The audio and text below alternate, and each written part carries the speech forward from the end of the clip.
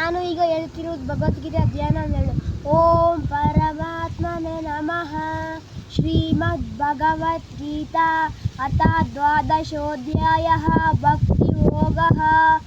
ಅರ್ಜುನ ಉವಾಚ ಏವಂ ಸತತಯುಕ್ತಾ ಯೇ ಭಕ್ತಸ್ತ್ವಂ ಪರ್ಯುಪಾಸತೆ ಯೇ ಚಾಪ್ಯಕ್ಷರಮವ್ಯಕ್ತಂ ತೇಷಾಂ ಕೆ ಯೋಗವಿತ್ತಮಹಂ.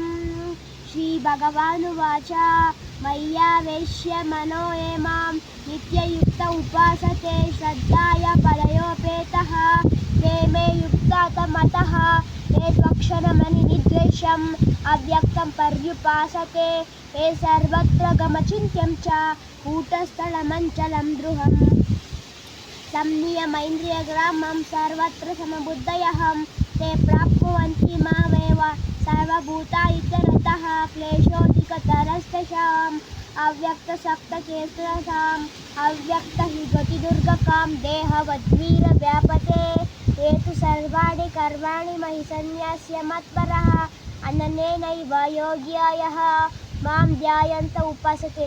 ಈ ವಿಡಿಯೋ ಯಾರಿಗೆ ಈ ವಿಡಿಯೋ ಇಷ್ಟ ಆಗಿರೋಕ್ಕೆ ಲೈಕ್ ಮಾಡಿ, ಸಬ್ಸ್ಕ್ರೈಬ್ ಮಾಡಿ. ಧನ್ಯವಾದಗಳು.